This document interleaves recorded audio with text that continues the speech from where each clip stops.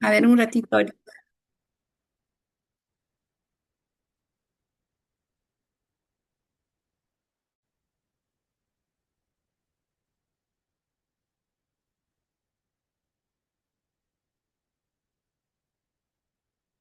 Ya, ¿están viendo la pantalla? Sí, sí se ve, doctorita. Ya, ¿me escuchan también, no? Sí, también se Ya. escucha. Entonces, bien, jóvenes, tengan todos ustedes buenas tardes. Vamos a continuar con la segunda parte que nos quedaba pendiente de la parte de patología renal.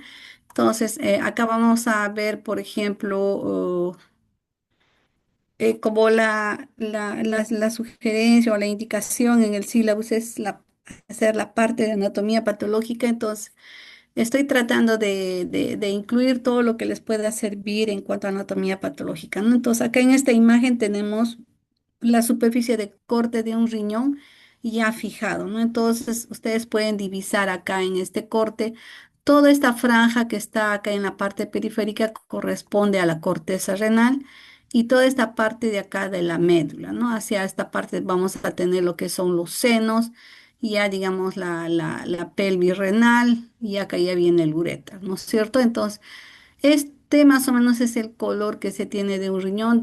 Algunas veces es un poquito más oscuro, un rojo vinoso. Acá tenemos a nivel de la médula tenemos las pirámides y a nivel de médula siempre vamos a encontrar algunas cantidades de tejido adiposo, ¿no? Por eso se ve un tanto amarillito en esta parte. Otra cosa que también debemos tener en cuenta es que la patología renal no siempre vamos a esperar tener un riñón para ver, digamos, qué es lo que está pasando, ¿no?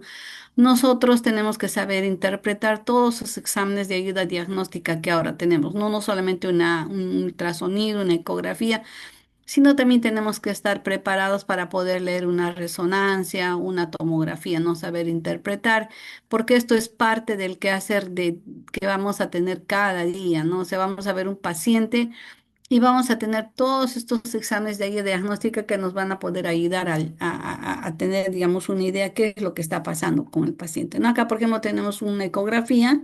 Ustedes pueden divisar acá hacia la parte, digamos, periférica, la cápsula renal, y hacia la parte central ya sería la médula, ¿no? Entonces, esa definición de términos hipoecoico, hiperecoico, anecoico, eso van a tener que necesariamente leer, ¿no? No, digamos, decir eso ya lo voy a hacer después, sino ya tienen que ustedes, para el ciclo que están haciendo, ya tienen ya por vuestra cuenta tratar de investigar y ver qué nos dice todos esos términos, ¿no? Entonces, igual acá tenemos otro. También lo vuelvo a colocar para que ustedes puedan ver cómo es que se ve, digamos, un riñón cuando todavía está conectado a la arteria renal y la arteria renal está conectado a la aorta, ¿no? Entonces vemos acá la salida de los vasos, la entrada y también el uréter, ¿no?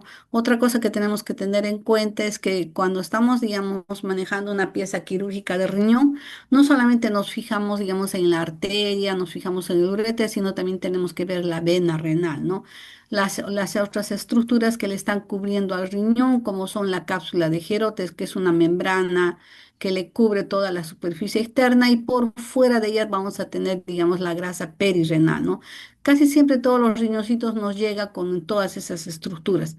Nosotros tenemos que, apenas recibimos, tenemos que observar, pesar, medir, revisar todas las estructuras que están acá, si tienen alguna alteración, tomarle foto y luego abrimos, ¿no? Para poder ver, digamos, la superficie de corte como acá.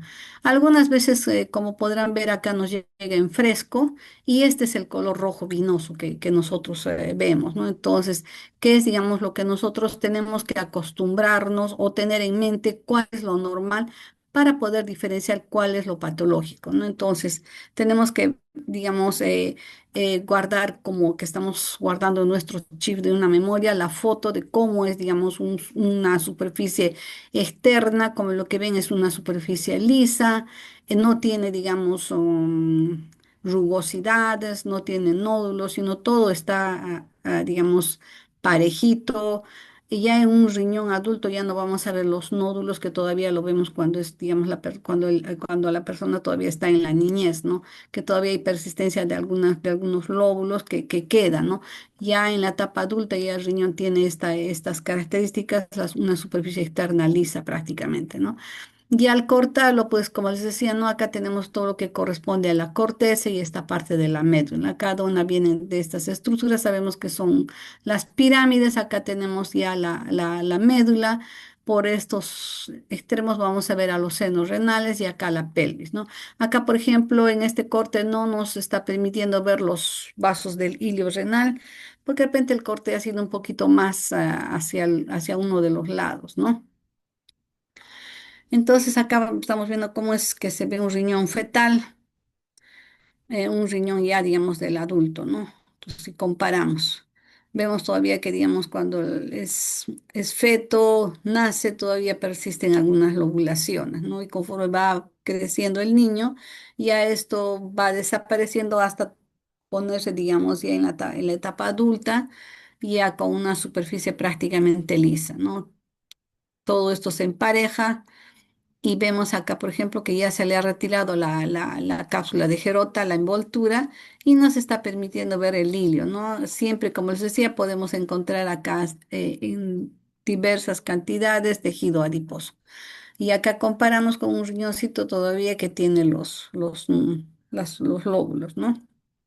Entonces, cuáles vendrían a ser las características anatómicas? Nosotros que siempre que digamos que se hace una disección anatómica de lo que es, digamos, el aparato renal o el aparato urinario, lo que hacemos es retirar siempre la arteria renal unida a la aorta con un fragmento, ¿no? Entonces, de esta manera nosotros estamos seguros de que estos vasos son las arterias renales, ¿no?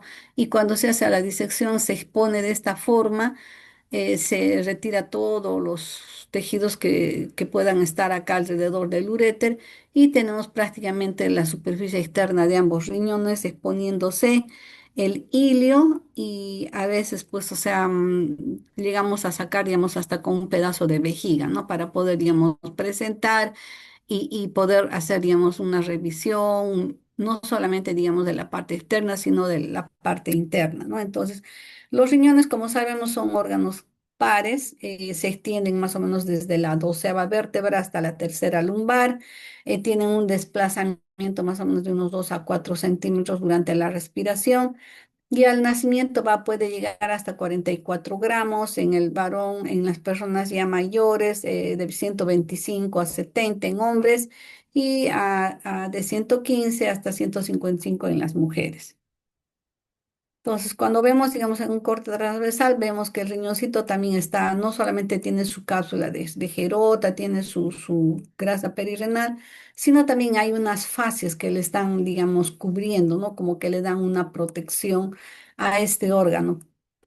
Al estar, digamos, en la parte de retroperitoneal, pues está sujeto, digamos, a que pueda sufrir algunos golpes o traumatismos, ¿no? Entonces, todas estas estructuras que estamos viendo acá con la flechita, estas fascias, que vienen a ser, digamos, con unas telas de tejido conjuntivo, le van a dar cierta protección al riñón, ¿no? Al igual, digamos, que los músculos que están a su alrededor y la columna también de igual forma.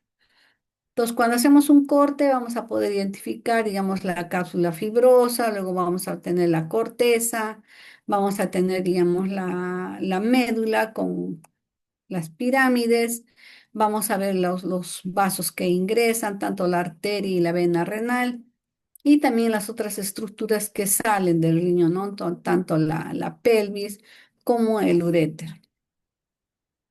Entonces, ahora, ¿cuál es la estructura, digamos, o la unidad funcional de un riñón? Como sabemos, es la nefrona, ¿no? Entonces, al decir nefrona, vamos a ver unas estructuras que están en conexión con el glomérulo, ¿no? Entonces, nefrona no solamente es el glomérulo, la nefrona, por ejemplo, ¿qué lo conforman? Esto es también una pregunta de examen, ¿no? Así que, digamos, está en la parte ya de patología terapéutica.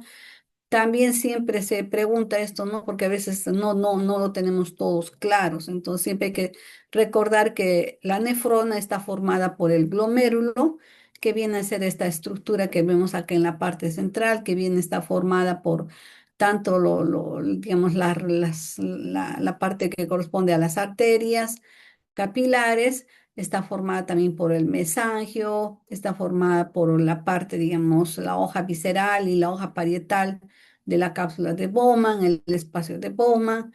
También vamos a ver que por fuera, acá estaría la cápsula de Bowman, el espacio urinario. Luego vamos a tener, digamos, la parte del polo renal que se conecta con el túbulo contorneado proximal. Este túbulo contorneado a su vez va a continuarse con las ramas del asa de Henle. Este asa de Henle va a continuar con el túbulo contorneado distal.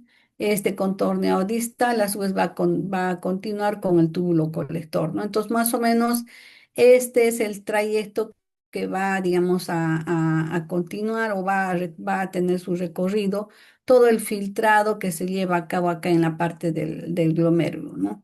Como sabemos, en todas estas estructuras se va a producir una reabsorción de agua y de diferentes solutos como de otras moléculas que le son útiles a nuestro organismo.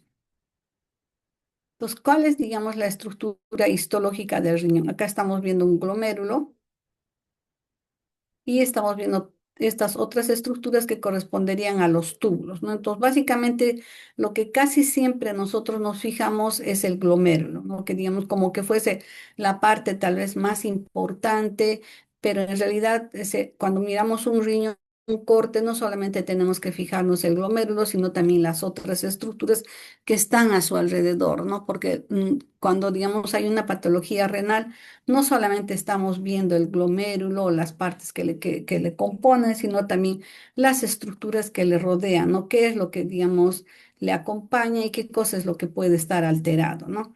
Entonces, como les decía, vemos el glomérulo, vemos, digamos, la hoja visceral y la hoja parietal de la cápsula de Bowman, vemos si este espacio de la cápsula de Bowman está conservado o está disminuido, ¿no?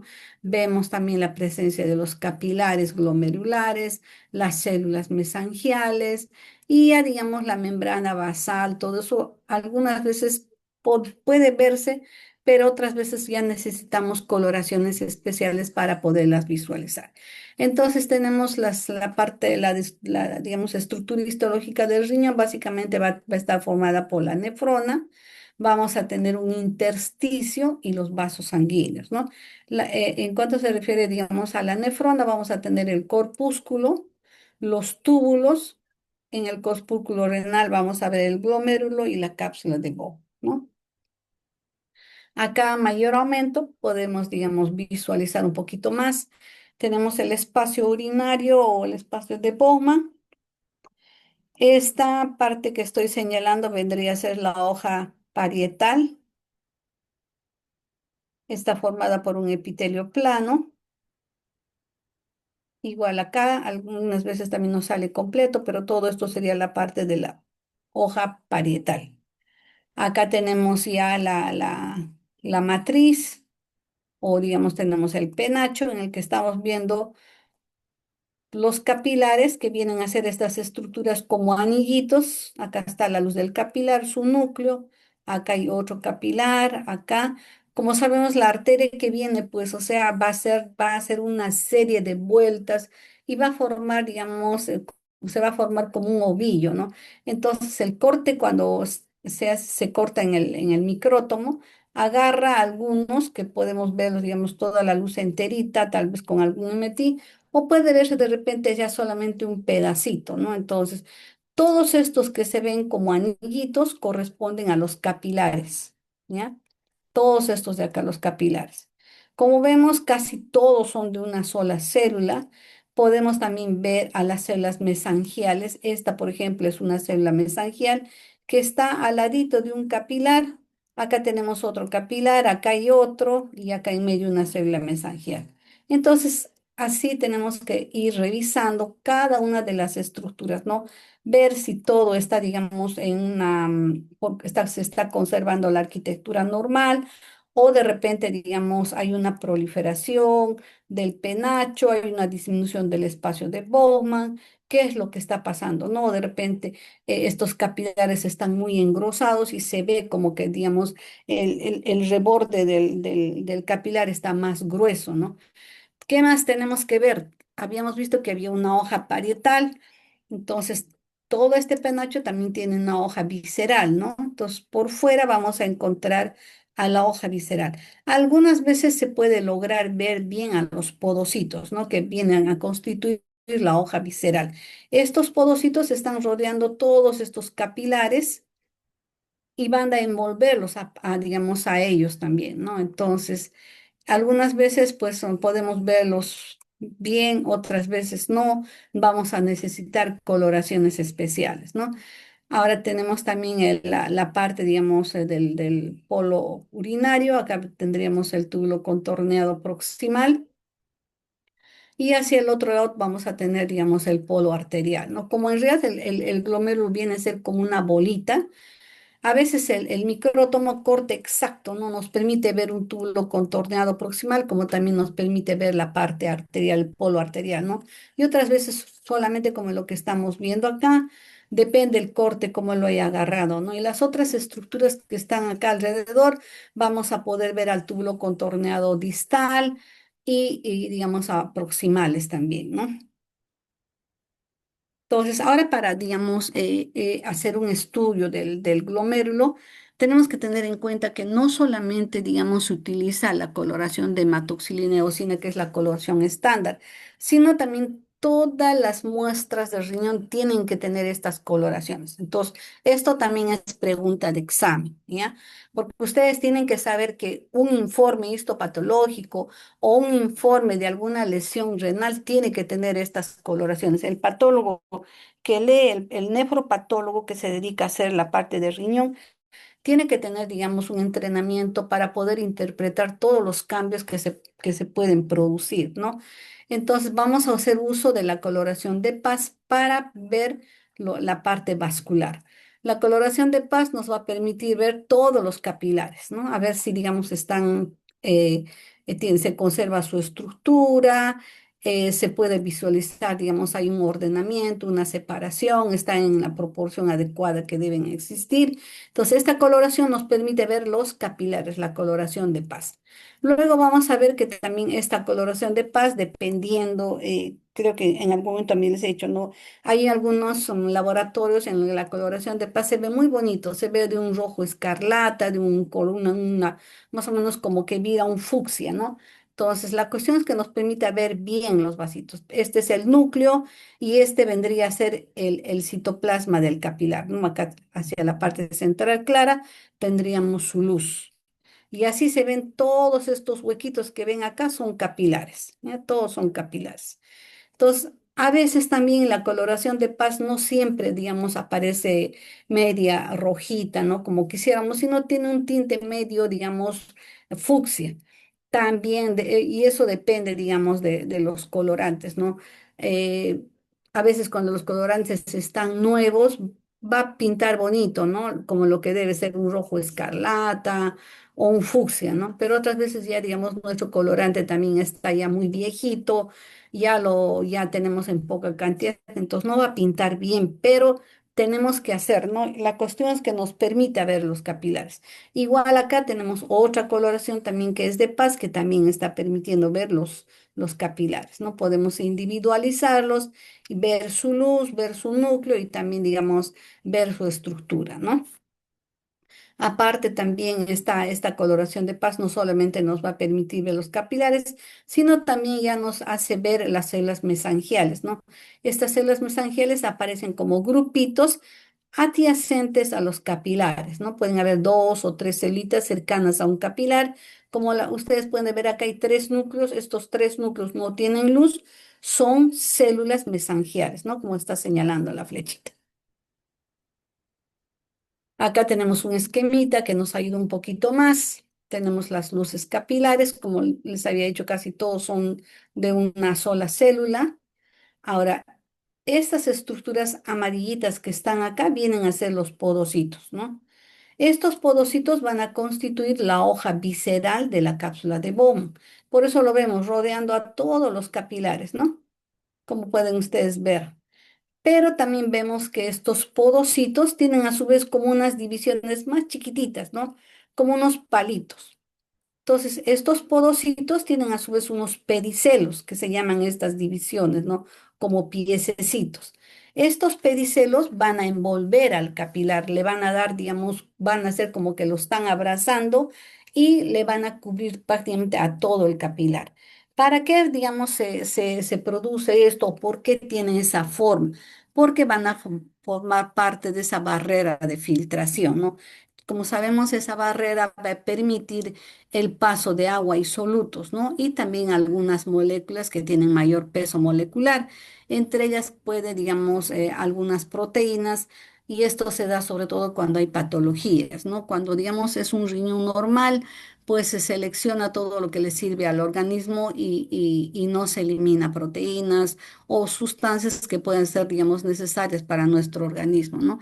Al ultrafiltrado, que ya, digamos, viene a ser o, digamos, los materiales de desecho, vamos a tener ya sustancias que no le sirven al organismo y que deben ser eliminadas, ¿no? Entonces, en este espacio urinario, poco a poco se va produciendo, digamos, el acúmulo de orina. Esto va a pasar al túbulo contorneado proximal.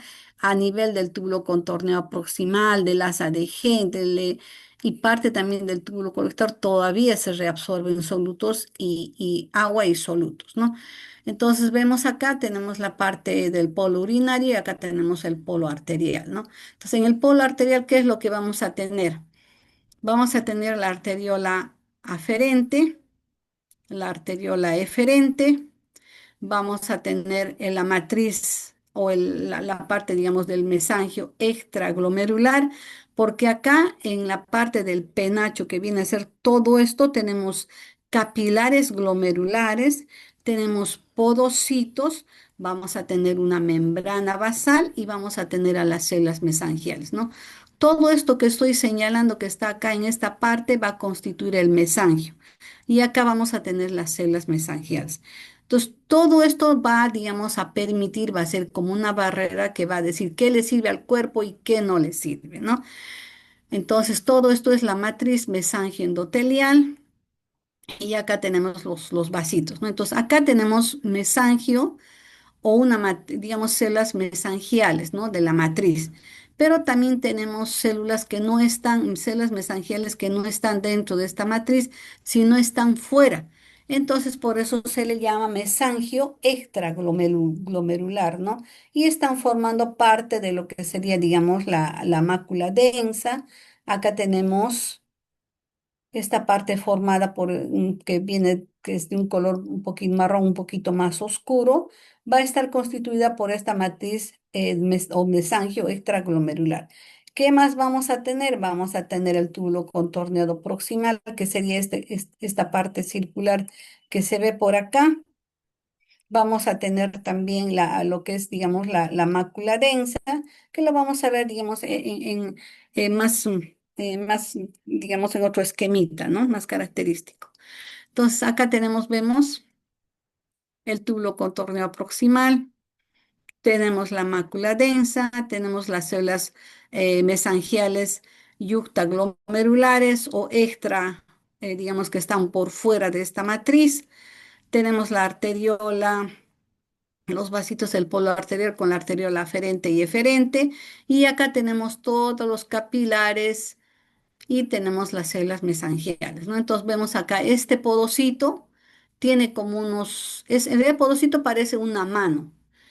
Y todos estos pedicelos o prolongaciones vendrían a ser como deditos, ¿no? Entonces, un pedicelo se junta con el otro y forman más o menos como que estuviéramos juntando nuestros dedos, ¿no? Y en medio de nuestros dedos estuviera el capilar. De tal manera le rodean que no hay un espacio que quede entre capilar, ¿no? En el capilar que quede vacío. Todo está, digamos, finamente entrelazado y esta, digamos, esta estructura es lo normal, no es así como, digamos, se forma esta barrera que va a permitir, digamos, la filtración, ¿no?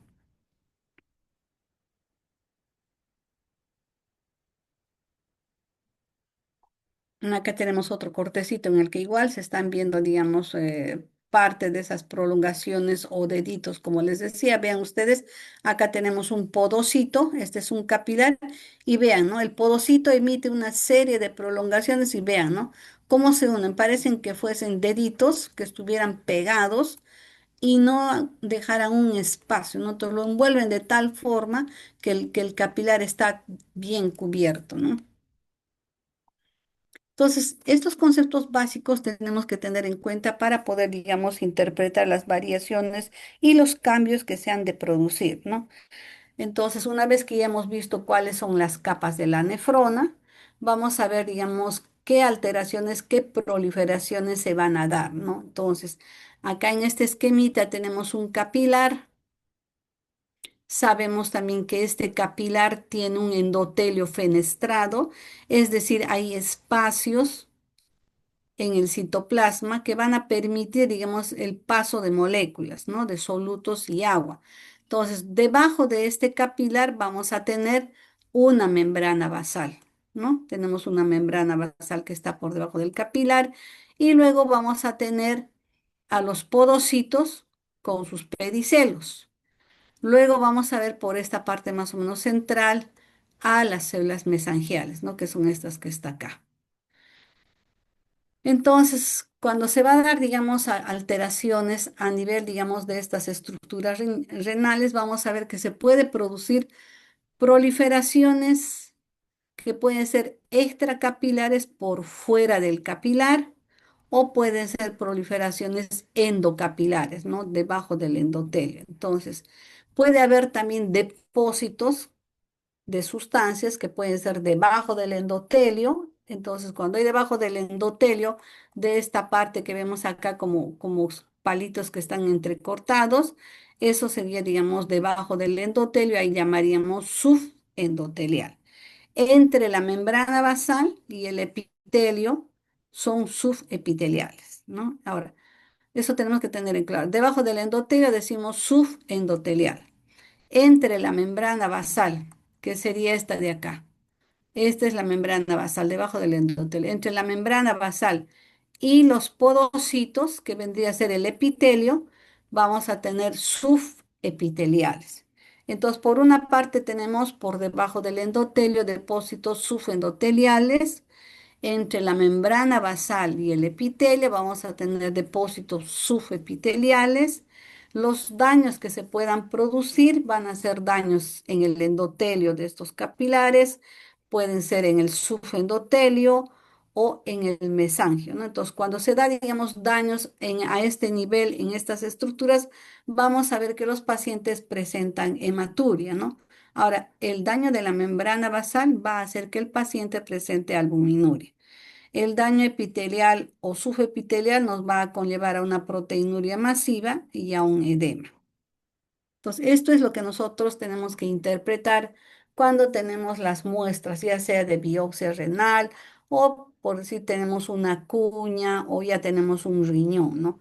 Tenemos que evaluar y ver qué cambios se están produciendo, ¿no?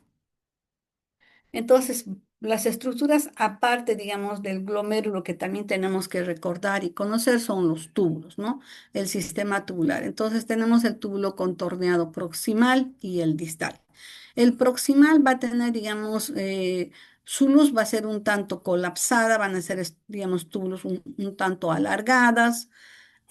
A nivel de la luz vamos a poder ver, digamos, algo de secreción en la parte, digamos, hacia la luz de las células del túbulo contorneal, va a ver, se puede ver, digamos, como que tuvieran unos cilios o penachitos.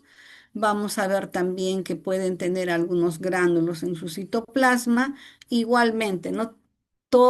Con las coloraciones que les había hecho mención, tenemos que poder ver estos cambios, ¿no? Entonces, acá en el túbulo contorneado proximal, la luz casi no es muy evidente, ¿no?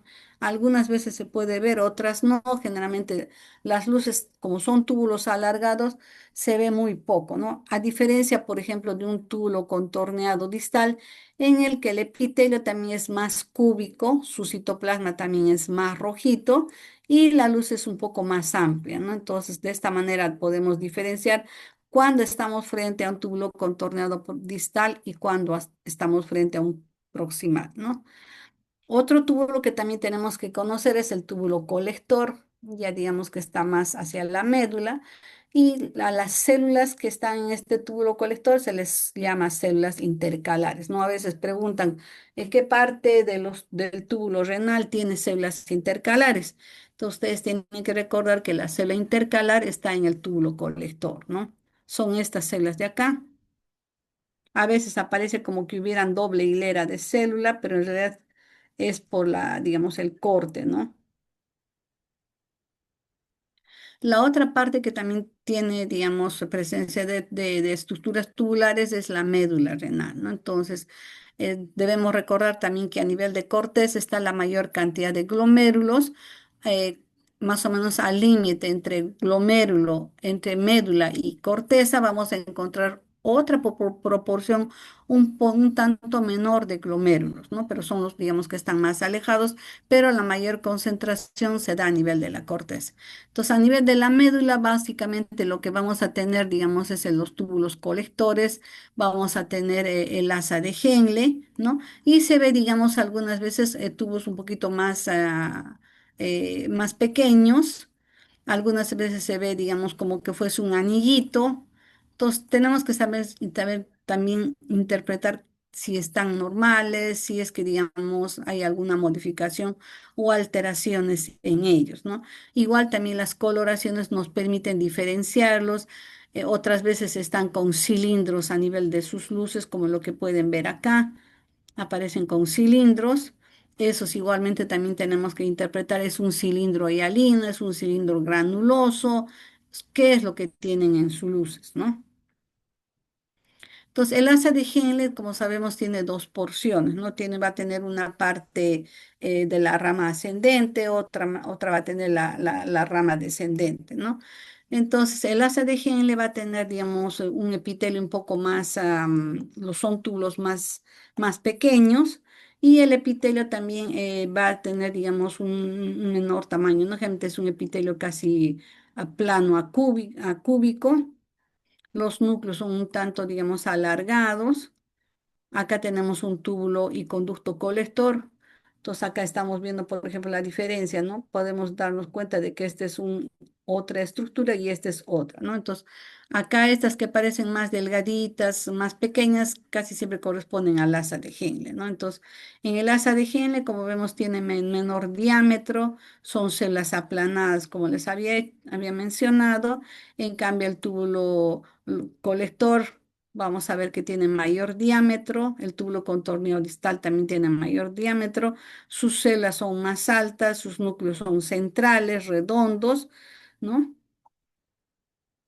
Y acá tenemos en este otro esquemita, ¿no? A nivel de médula tenemos el asa delgada de Henle, acá, acá tenemos un túbulo colector,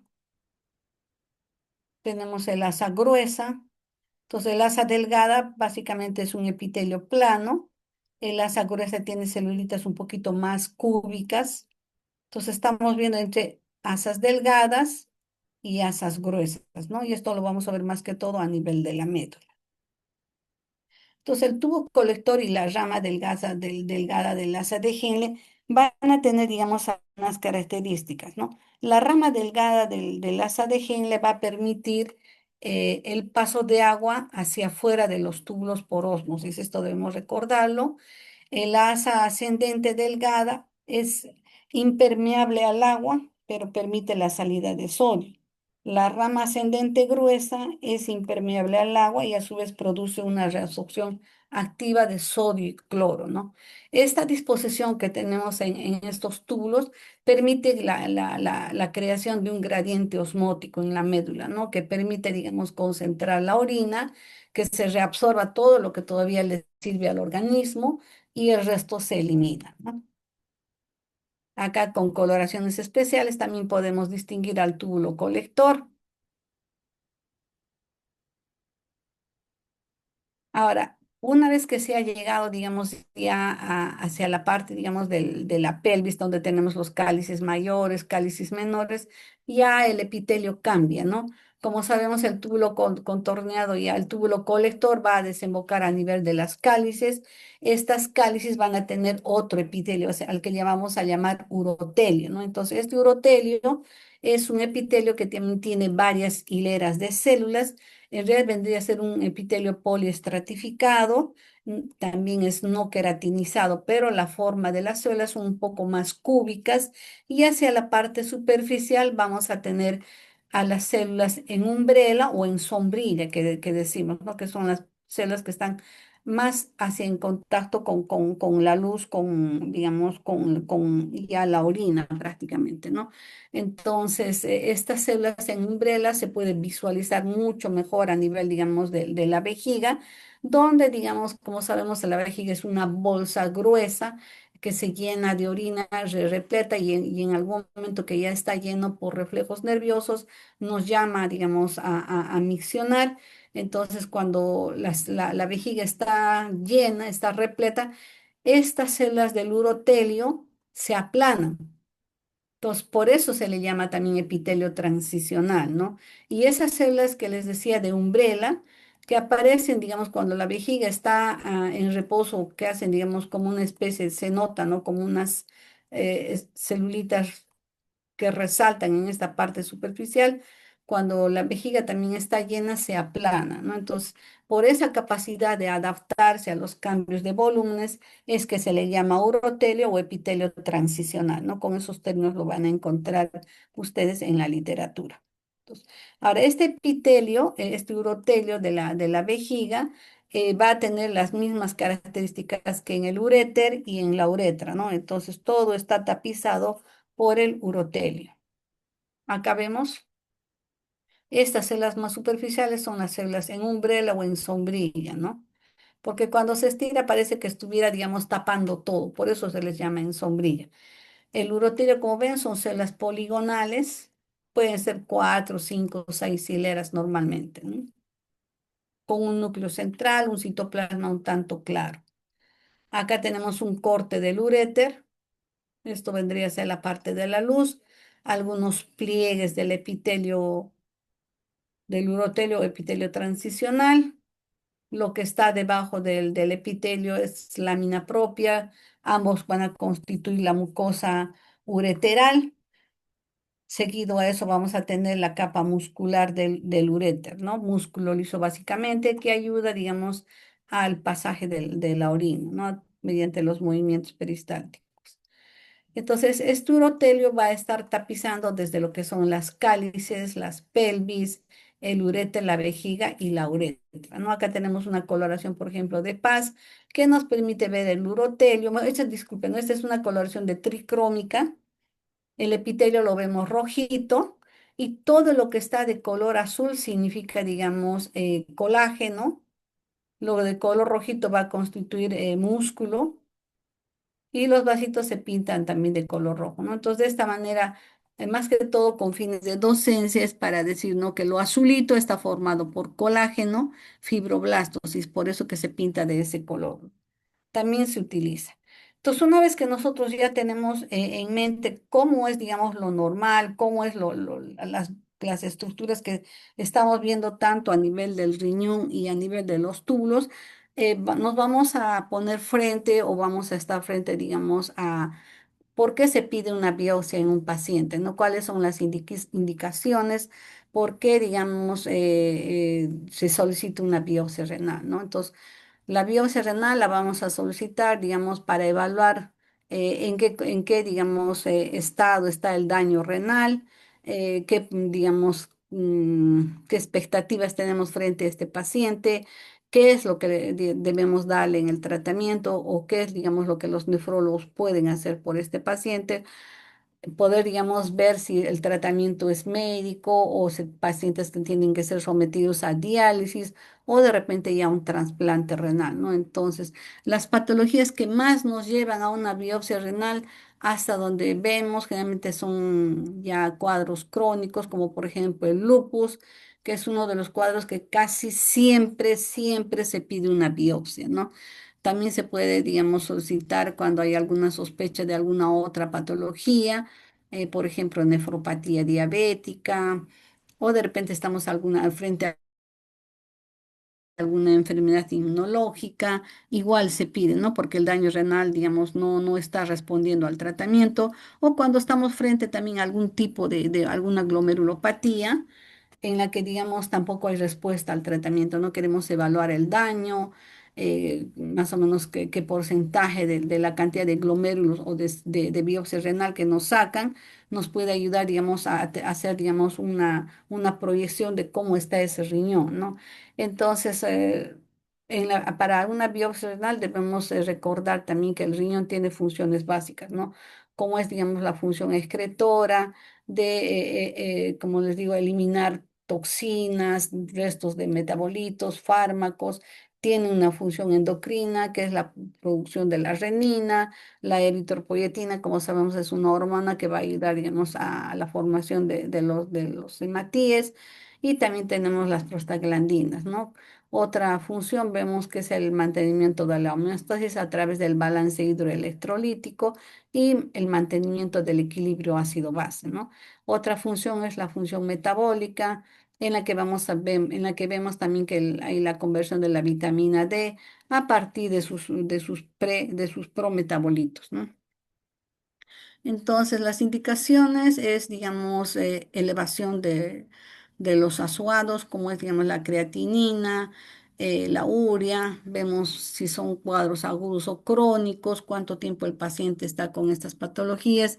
La proteinuria también es otra indicación, el síndrome nefrótico, cómo están estos pacientes con la monitorización que se les hace, si mejoran o persisten, digamos, esta pérdida, ¿no? Ver la presencia también de hematíes y el síndrome nefrítico. Generalmente estas son las modificaciones o alteraciones que se dan para solicitar una biopsia renal, ¿no?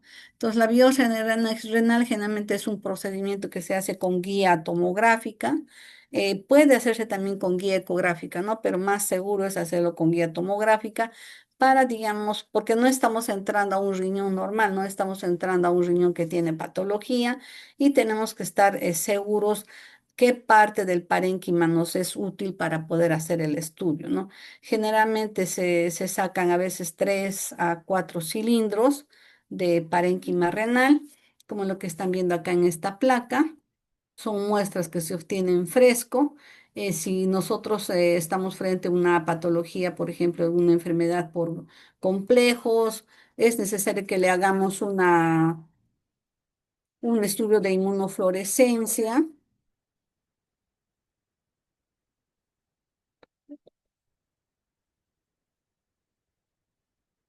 Ya, entonces acá tenemos las 3 muestras. Digamos, esto es en fresco, se observa así. Y como les decía, no si es que, digamos, vamos a hacer otros estudios de microscopía electrónica o de inmunofluorescencia, se coloca en medios especiales para poder ser procesados, ¿no?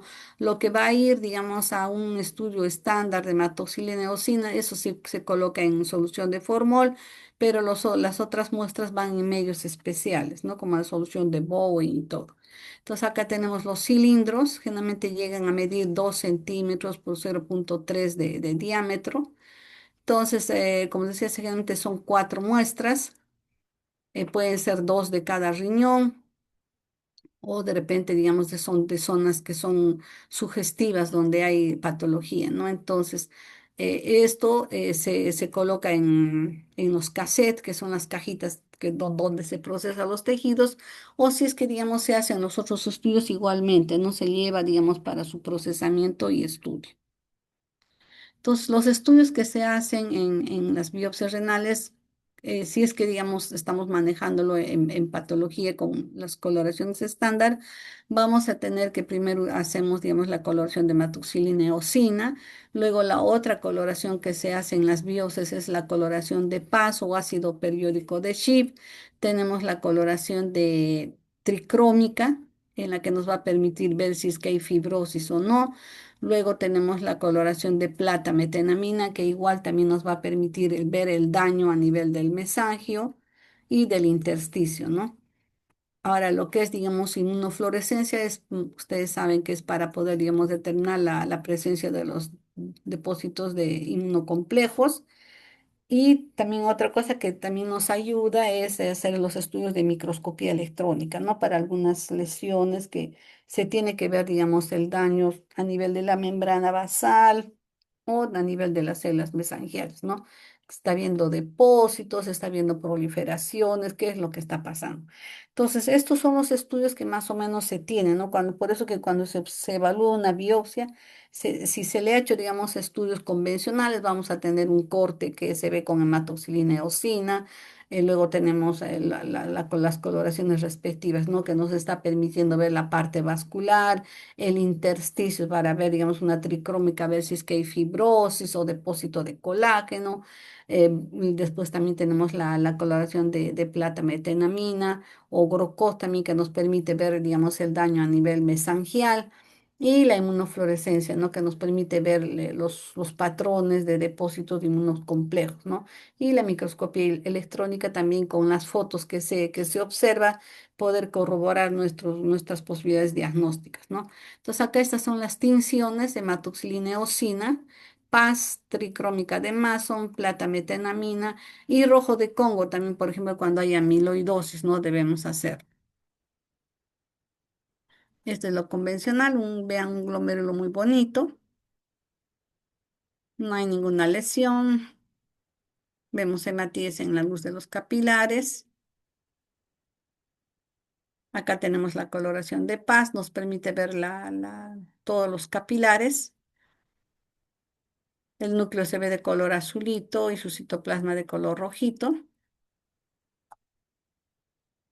Tenemos la coloración de plata metenamina, igual también nos permite ver vasitos y la parte del mesangio, ¿no? Las células mesangiales también se pintan. Esta es la coloración de tricrómica, permite ver el intersticio, depósitos de colágeno, fibrosis y los glomérulos también. Entonces, más o menos cuántas láminas es que se llega a estudiar, ¿no? Como vemos, si tenemos una hematoxilina, tenemos digamos, una plata metenamina, tenemos un PAS, una tricrómica, podemos de repente hacer un rojo de Congo si es que es sospecha de amiloidosis, ya tenemos como 5 láminas a evaluar, ¿no? A esto se suma, digamos, ya los otros estudios que se pueden realizar de repente.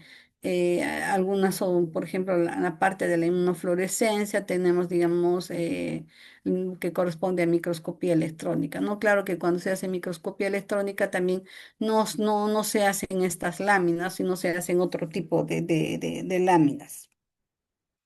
Porque ustedes saben que la microscopía electrónica no lo miramos directamente, se colocan los tejidos y lo que hace el microscopio electrónico es tomarle fotos.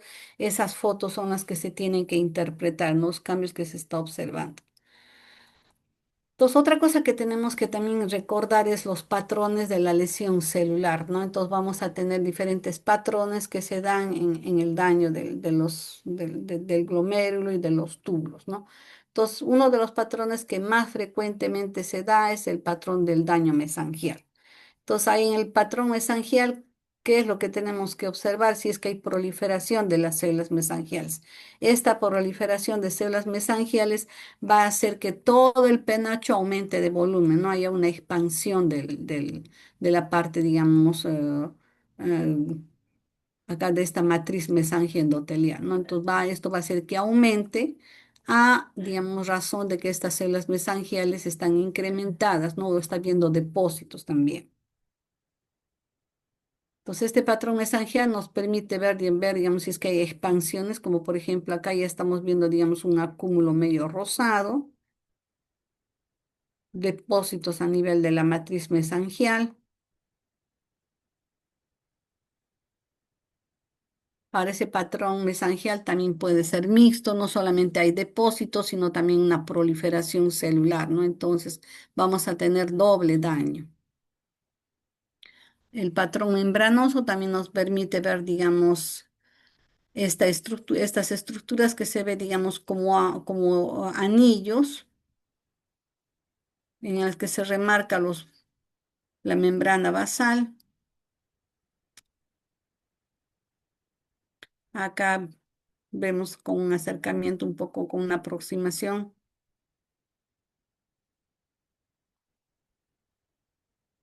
Ahora también tenemos el patrón de proliferación endocapilar, igualmente también vamos a ver, ¿no? Si es que hay compromiso de los capilares.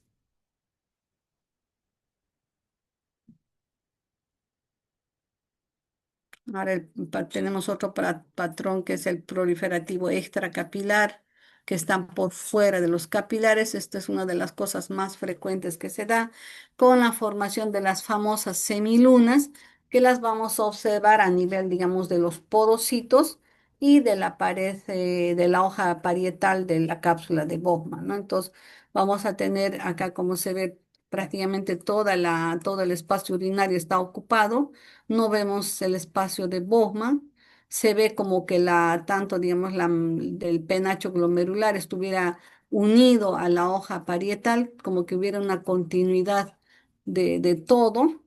Y esto lo podemos corroborar con la microscopía o con el estudio de inmunofluorescencia, ¿no? Acá estamos viendo todas estas semilunas y prácticamente el glomérulo parece una masa, ¿no? Ahora podemos también tener otro patrón de esclerosis periliar, como lo que vemos acá, estos depósitos de colágeno, fibrosis que se da a nivel del ilio.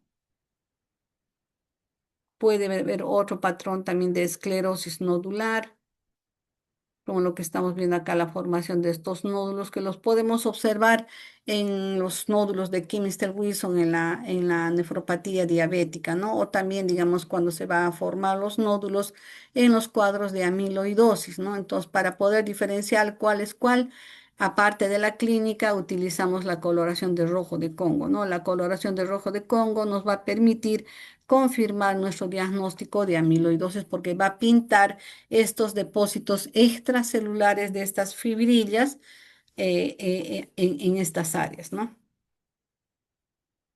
Ahora también tenemos que tener en cuenta que no solamente hay el daño a nivel, digamos, de la matriz mesangiendotelial, de la hoja visceral, la hoja parietal, sino también hay daño a nivel tubular, ¿no? Las células tubulares, tanto de los túbulos contorneados proximales y distales, también se pueden necrosar, pueden caer, digamos, ya, digamos, las células muertas hacia la luz y tapar toda esta luz, ¿no? Formar, digamos, como una especie de tapones como lo que estamos viendo acá, todas estas áreas eosinófilas vienen a constituir las células muertas, ¿no? Que se van acumulando y van a ir formando, ya sea, digamos, los cilindros hialinos, son son de las células que están acá en los túbulos que caen y se compactan, ¿no? Estos son los cilindros hialinos. También vamos a tener cilindros granulosos cuando hay acúmulo de células inflamatorias y también lo podemos ver, ¿no? Como unos tapones formados por estas células. Otra cosa que también vemos en el daño tubular es, digamos, la necrosis coagulativa en el que solamente se ve, digamos, ya citoplasma, ya tenemos pérdida de núcleos. En algunos casos todavía vamos a poder ver, digamos, alguna lisis, o en otros casos ya vamos a ver, digamos, una ausencia del núcleo, ¿no? Vamos a tener la pignosis, vamos a tener la cariorexis o la cariolisis, ¿no? Cariorexis cuando el núcleo se está alargando y se está fragmentando por pedacitos hasta desaparecer. O también, digamos, cuando ya los núcleos han salido y solamente nos queda un citoplasma que parece un material granular, ¿no? Entonces ahí también estamos frente a un daño tubular. Entonces lo que pasa, ¿no? Con las necrosis tubulares que se ve en digamos, en algunos cuadros, ¿no? Igual acá vemos, ¿no? Que poco a poco también van quedando en todo este tulo van quedando pocas células viables. Algunas ya han perdido el núcleo y vean cómo se tapa la luz. Igual acá, ¿no? Y acá también estamos viendo, van cayendo hacia la luz. Entonces vamos a tener también cuadro de tubulitis cuando ya haya presencia de componente inflamatorio, ¿no? Ahí vemos, por ejemplo, la membrana basal se hace evidente. Esto lo vamos a poder evidenciar con una coloración de paz. Vemos la membrana basal más eosinófila y componente inflamatorio en medio de las células, ¿no? Acá está señalando es un neutrófilo, acá hay otro neutrófilo, ¿no? La atrofia tubular también es otro daño que se va a dar. Ahí vamos a tener la pérdida de los túbulos, disminución del tamaño y de su luz. Acá estamos viendo áreas, por ejemplo, ya de tiroidización, donde está la luz de los túbulos llenos de este material eosinófilo.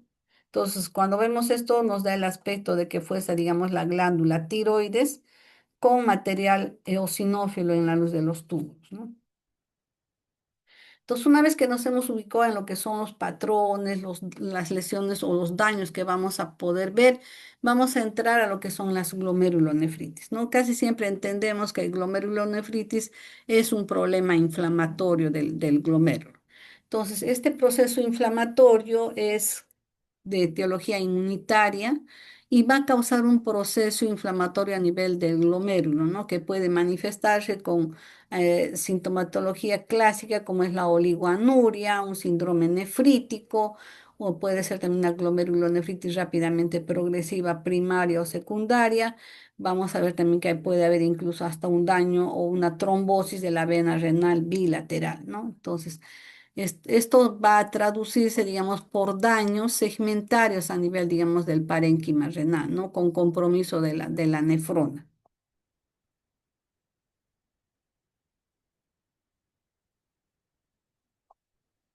Entonces, acá en este cuadrito tenemos una clasificación o, digamos, un esquema en el que estamos separando la glomerulonefritis proliferativa y no proliferativa, ¿no? Entonces, para empezar, veremos todo lo que es la parte proliferativa, en la que vamos a ver si las proliferaciones son por fuera de los capilares o es por debajo del capilar, ¿no? O endocapilar.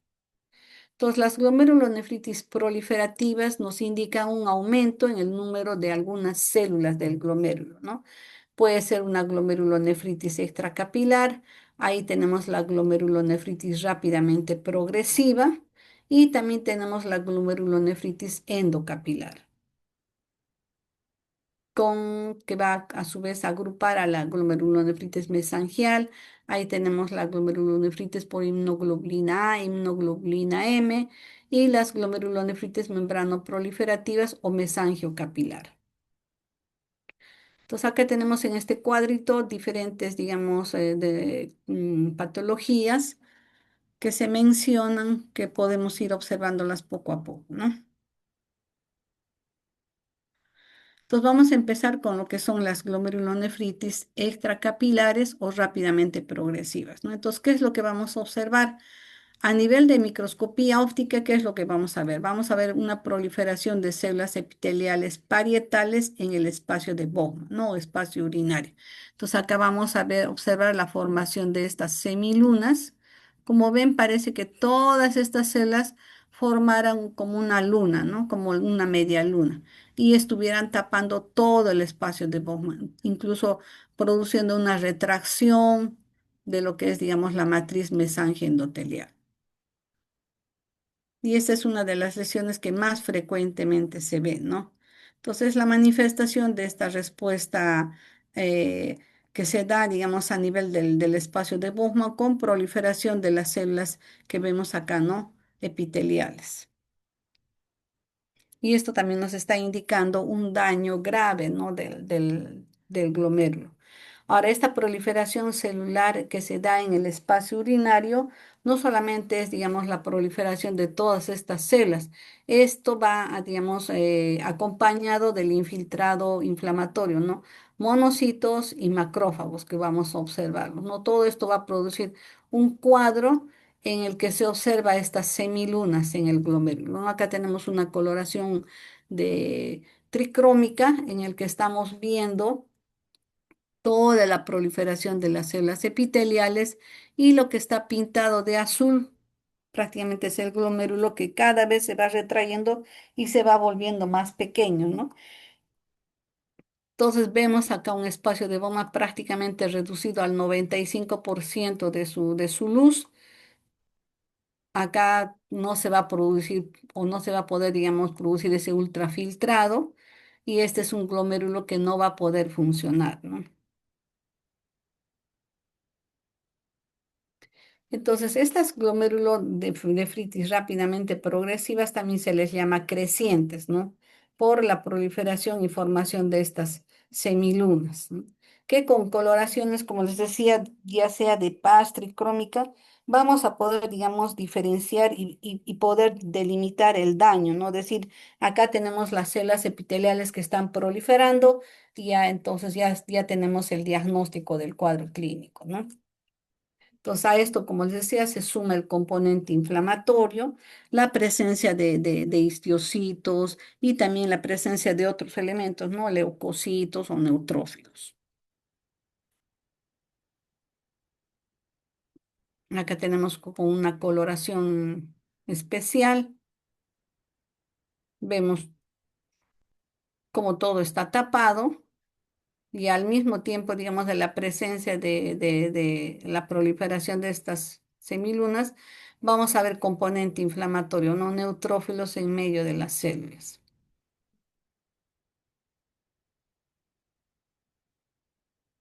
Acá tenemos la coloración de plata metenamina igual.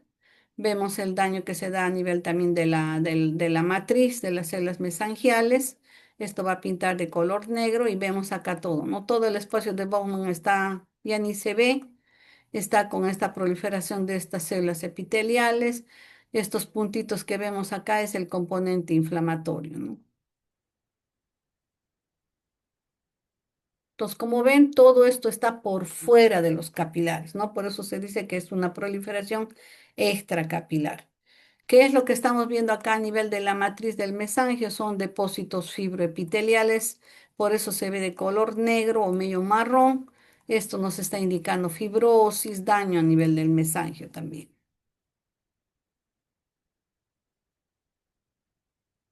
Acá tenemos otro cortecito en el que también estamos viendo igual. Vean toda la proliferación de células. Acá tenemos un glomérulo, acá tenemos otro y acá otro, ¿no? Vean cómo el tamaño va variando en ambos, cómo la matriz también está alterada, como que los capilares también se estuvieran retrayendo. Toda esta parte rojita que se ve, digamos, es ya depósito, son áreas de fibrosis. Entonces el cuadro cada vez también se hace, digamos, más complejo, más difícil de poder manejar. Y acá tenemos con la inmunofluorescencia. Este glomérulo nos está permitiendo ver, digamos, toda esta proliferación de células epiteliales y la formación de estas semilunas, ¿no? Que las vemos acá con este color fosforescente, ¿no? Acá estaríamos viendo la parte de la matriz mesangia endotelial y todo esto sería el espacio urinario, el espacio de Bowman ocupado por estas células, ¿no? También vamos a poder ver con la inmunofluorescencia otro patrón, ¿no? Podemos ver, digamos, ver, digamos, a los capilares, ver esta tinción nos permite ver también en estos casos, estamos viendo, digamos, con inmunofluorescencia y se ha hecho, digamos, el marcaje para inmunoglobulina G en el síndrome de Guttpach, ¿no?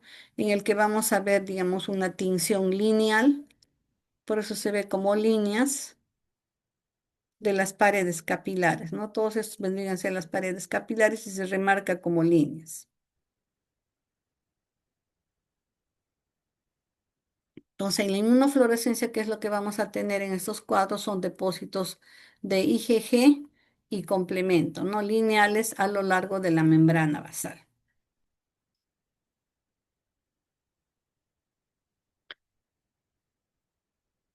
Acá tenemos las tres características. A la microscopía óptica tenemos proliferación de células epiteliales parietales en el espacio de Bowman, ¿no? La formación de semilunas. Entonces, esto es pregunta de examen. ¿Son células, son proliferación de los podocitos o es de las células que están en la hoja parietal del espacio de Bowman? Es proliferación de células parietales. Esto no se olvide. A la inmunofluorescencia tenemos depósitos de IgG y complemento 3 lineales a lo largo de la membrana basal. A la microscopía electrónica vamos a tener focos en la que hay una ruptura de la membrana basal glomerular, ¿no? Entonces estas semilunas se pueden ver de cualquier forma, ya sea con las coloraciones que les he hecho mención y también se observa, digamos, en enfermedades glomerulares severas que pueden incluir también a la nefritis lúpica y a la famosa glomerulonefritis postinfecciosa, ¿no? Que se ve, digamos, posterior a la infección por el estreptococo. Entonces, otra glomerulonefritis, otro patrón que se ve también son las glomerulonefritis mesangiales. Estas glomerulonefritis mesangiales son producidas por la inmunoglobulina o nefropatías por inmunoglobulina A. Es también una de las patologías más frecuentes que se da a nivel mundial y es una de las causas más frecuentes de hematuria macroscópica recurrente y aparentemente idiopática, ¿no? Es más frecuente en mujeres, la relación hombre-mujer es de 2 a 1 y la frecuencia se da más o menos entre la segunda y tercera década de la vida, ¿no? Acá tenemos 80% de hematuria macroscópica recurrente, tenemos un 10% de síndrome nefrótico y un 10% de falla renal aguda. Algunos también, o en algunos textos lo van a encontrar como la enfermedad de Berger o nefropatía por inmunoglobulina. Su mecanismo generalmente se hace mención que es desconocido. Tenemos acumulación de inmunocomplejos con inmunoglobulina A, que es aberrante y digamos, se exacerba en algunos cuadros infecciosos del tracto gastrointestinal o de las vías respiratorias, ¿no? Acá tenemos un esquemita de un glomérulo. Tenemos acá los podocitos, tenemos el capilar con su endotelio fenestrado y acá tenemos el mesange, ¿no? Entonces acá vamos viendo cómo es que los complejos inmunes se van, digamos, acumulando acá a nivel del mesange, ¿no? Entonces por eso lo vemos de color negrito. Esto va a hacer que la membrana basal también se dañe y aumente de espesor.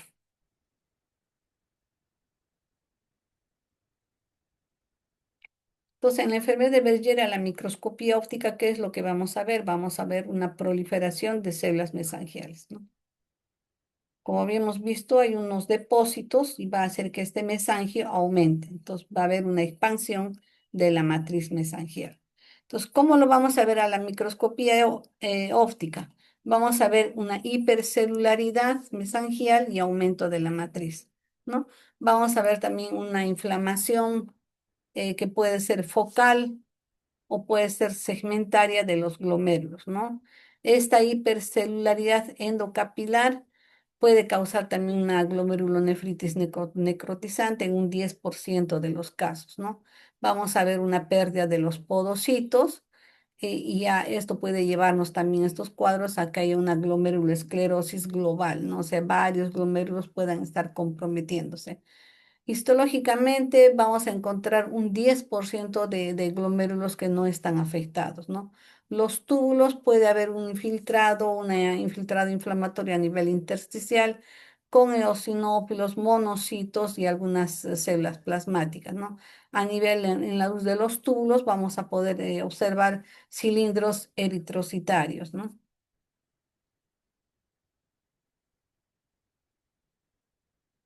A la inmunofluorescencia, ¿qué es lo que vamos a tener? Vamos a tener depósitos de IgA, IgG, IgM y complemento 3 en el mesange. Esto lo vamos a poder también, digamos, demostrar con los estudios de inmunofluorescencia. Vean, acá tenemos la matriz. Todo esto que se está, digamos, engrosando, incrementando son estos depósitos, ¿no? De IgA, IgG, IgM y complemento 3 en el mesangio. Acá igualmente, engrosamientos del mesangio. Entonces, en conclusión, en la nefropatía por IgA vamos a tener a nivel de microscopía óptica básicamente proliferación de células mesangiales y expansión de la matriz mesangial. A la inmunofluorescencia, estos cuatro componentes, IgA, IgG, IgM y complemento 3 en el mesangio. Y a la microscopía electrónica, depósitos mesangiales. Otra glomerulonefritis que vamos a ver es la glomerulonefritis membrano proliferativa. Acá lo que vamos a observar básicamente son los depósitos de complejos inmunes en la membrana basal glomerular y esto va a desencadenar principalmente la proliferación de células mesangiales y de las células endoteliales, ¿no?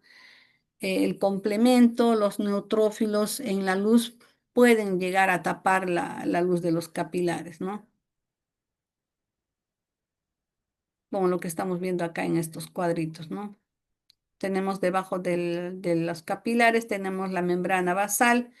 ahí se van a depositar los complejos inmunes y esto va a causar una proliferación de células mesangiales y de células endoteliales, ¿no? Ahora podemos encontrar neutrófilos en la luz de los capilares que pueden ocluirlos.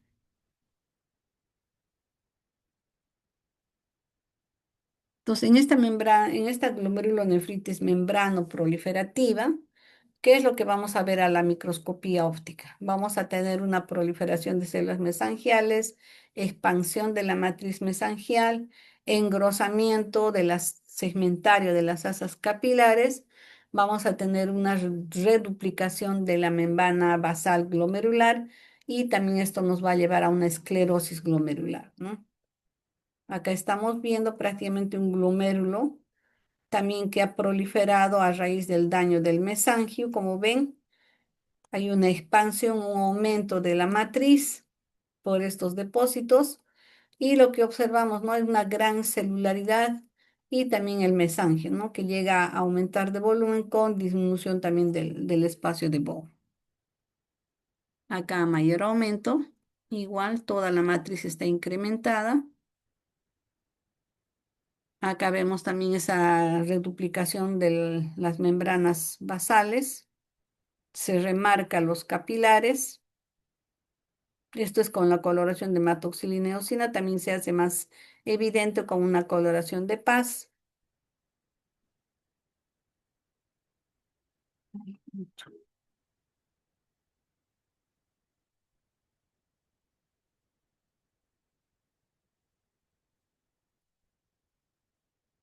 Pues acá tenemos esta glomerulonefritis con una coloración de plata, en el que estamos viendo el doble contorno, digamos, de estas estructuras, ¿no? De los capilares, mejor dicho, de la membrana basal glomerular. Y esto es característico de esta glomerulonefritis membrano proliferativa, ¿no? Se ve esa doble línea acá de la membrana basal, doble línea, doble línea, acá también hay doble línea, acá igual, ¿no? En la microscopía o en la inmunofluorescencia vamos a tener depósitos subendoteliales de estas inmunoproteínas, la IgG y complemento 3, ¿no? Usualmente pueden ser focales o segmentarias.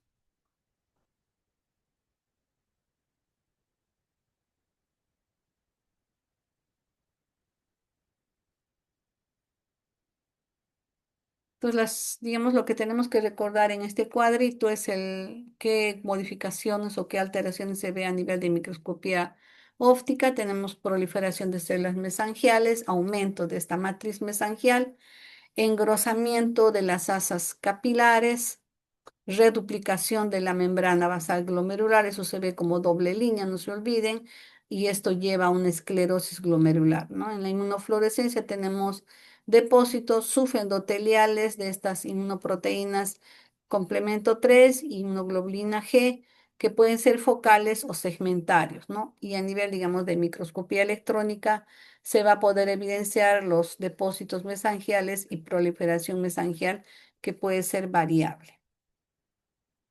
Ahora, dentro de las glomerulonefritis no proliferativas tenemos otro grupo, ¿no? Tenemos la glomeruloesclerosis focal y segmentaria, la glomerulonefritis membranosa o extramembranosa y la glomerulonefritis de cambios mínimos. Entonces, ¿qué es lo que vamos a ver primero? Acá tenemos el cuadro de la glomeruloesclerosis focal y segmentaria. A nivel de microscopía óptica, ¿qué es lo que vamos a observar? Vamos a ver, digamos, en esta focal segmentaria, vamos a ver focal, solo están comprometidos algunos glomérulos, ¿no? En cambio, digamos, cuando ya el daño es difuso, vamos a ver que todos los glomérulos prácticamente están comprometidos. Cuando se da, digamos, un compromiso segmentario, es una parte del glomérulo. Y global decimos cuando todo el ovillo glomerular o toda la matriz mesangia endotelial está comprometida. Entonces, en las descripciones que se hacen de estas muestras también se utiliza estos términos, ¿no? Es un daño segmentario cuando es una parte del glomérulo. Es un daño global cuando toda la matriz mensaje endotelial está comprometida. Puede ser focal cuando solamente unos cuantos glomérulos están comprometidos y el daño es difuso cuando todos los glomérulos están comprometidos, ¿no? Entonces, en esta glomerulosclerosis focal y segmentaria vamos a ver que este cuadro afecta también a personas mayores y niños, ¿no? Es más común en personas de tez oscura y ocasiona hasta un 25% de los casos de síndrome nefrótico. Acá tenemos esta imagen. Vemos que una parte del glomérulo está comprometido, ¿no? Más bien la otra parte todavía está libre. Entonces tendríamos un compromiso segmentario. Entonces, focal significa que algunos glomérulos pueden estar cicatrizados, mientras que otros están, digamos, permanecen normales, ¿no? Ahora, segmentaria significa que solo una parte del glomérulo individual está comprometido, ¿no? Como lo que tenemos acá en la imagen. Entonces, acá en esta glomerulosclerosis focal y segmentaria, ¿qué es lo que vamos a tener? Vamos a tener algunos glómerulos normales, puede ser menor del 50%, puede haber, digamos, una parte de estos que estén comprometidos por lesiones hialinas o escleróticas en segmentos o, digamos, o toda la parte del glomérulo, ¿no? Que puede observarse en la microscopía óptica. En la inmunofluorescencia vamos a tener acá depósitos de inmunoglobulina M y complemento 3 en esas áreas hialinas mesangiales, ¿no? Acá tenemos estas áreas hialinas mesangiales.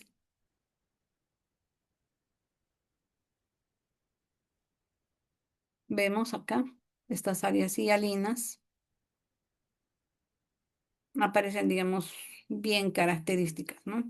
Entonces vamos a tener una solidificación glomerular focal y segmentaria, ¿no?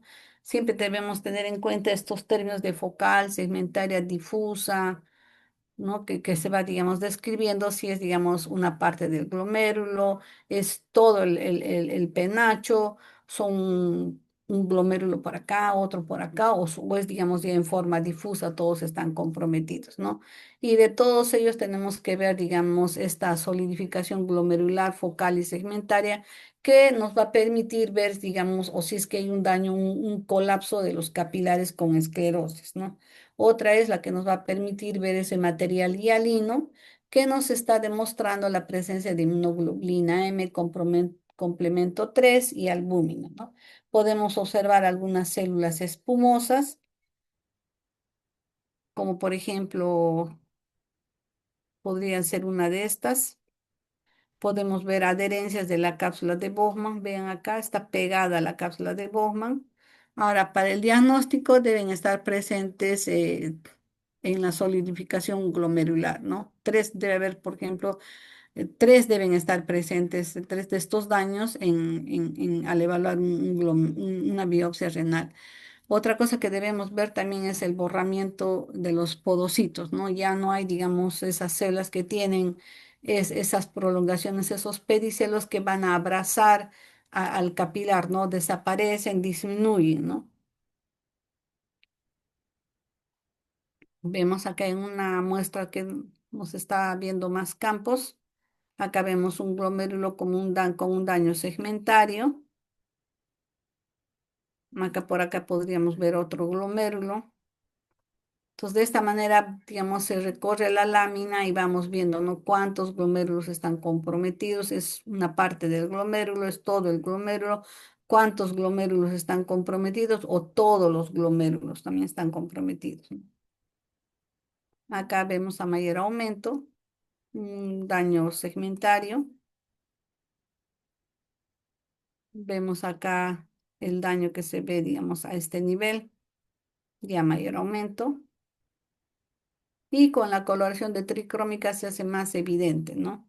Esto nos está mostrando que de color azul estas áreas de depósito de colágeno, por eso se pinta de color azul.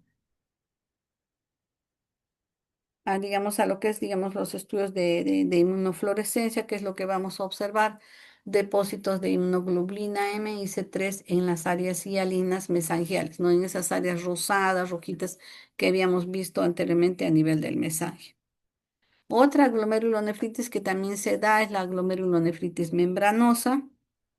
Esta glomerulonefritis membranosa va a tener, digamos, cuando se observa en la microscopía óptica, vamos a ver unas asas capilares engrosadas, prominentes por el depósito de inmunoglobulinas, ¿no? Ahora, cuando el proceso, digamos, va en incremento, los gránulos son envueltos paulatinamente por proyecciones de la membrana basal glomerular. Acá tenemos la glomerulonefritis membranosa, vemos acá cómo ahí está, se está dando este engrosamiento y se hace evidente incluso con la coloración de hematocilina y eosina. Vemos todos estos capilares que se ve con una luz un poco, su luz se ve clarita. Hay un engrosamiento y también un aumento de la celularidad no está aumentada, ¿no? Lo que se ve, digamos, es ese engrosamiento de la membrana. Acá lo vemos también con la coloración de plata metenamina. Incluso se ve como que se están formando una especie de unas espículas en la membrana basal, ¿no? Que compromete o nos demuestra la presencia de esos complejos inmunes.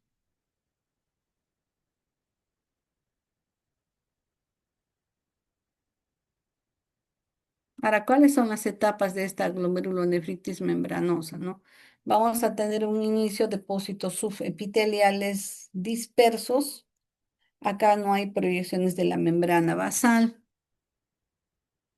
En una etapa ya, en una segunda etapa vamos a ver un mayor número de depósitos subepiteliales. Acá estamos viendo ese daño subepitelial dispersos. Estos puntitos negritos son esos depósitos. Vemos proyecciones de la membrana basal en medio de los depósitos. Parecen palitos, todas estas estructuras de color negrito. Y acá en un estadio más avanzado ya vamos a ver mayor proporción de depósitos. Ya la membrana basal rodea los depósitos, ¿no? Prácticamente está, vean el espesor cómo se ha incrementado, se ve más grueso, ¿no?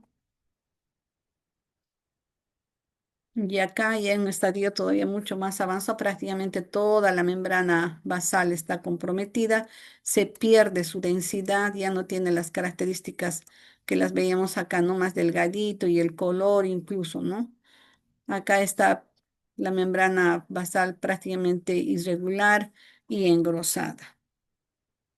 A la microscopía electrónica lo que vamos a ver son esos depósitos inmunes densos digamos, que se ven dentro de la membrana basal glomerular, ¿no? Acá estamos viendo los picos que habíamos visto con la tinción de plata metanamina que se veía como unas espículas y representan, digamos, a la matriz intermedia de la membrana basal entre los depósitos, ¿no? Acá sería, digamos, estos piquitos que estamos viendo acá. Estas áreas un poquito más oscuras. Acá vemos, vean esos depósitos en la membrana y cómo se da esas proyecciones, ¿no?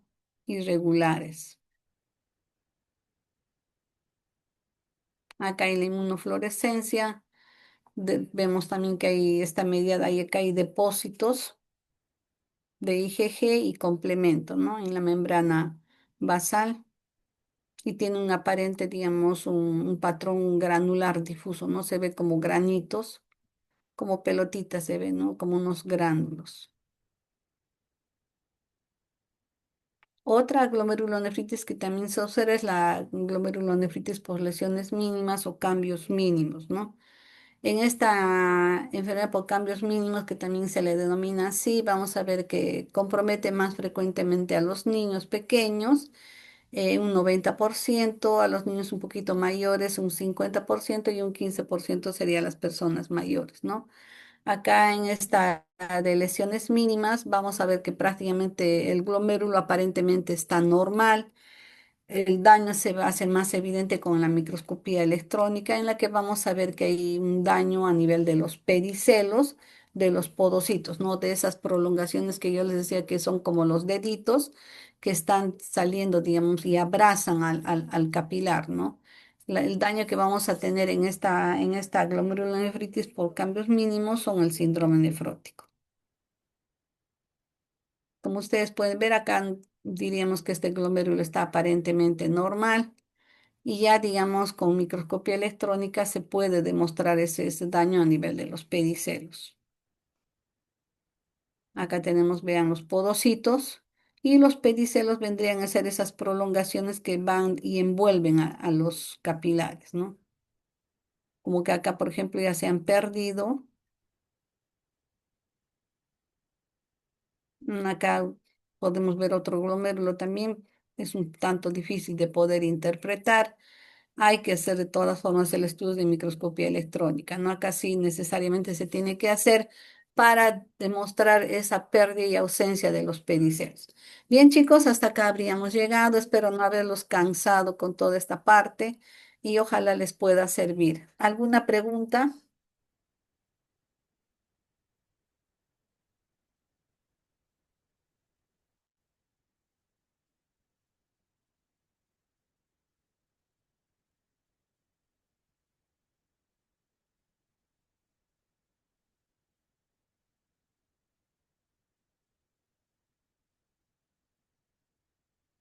Parece que todo claro, doctorita, y más bien muchas gracias por darse el tiempito de poder enseñar.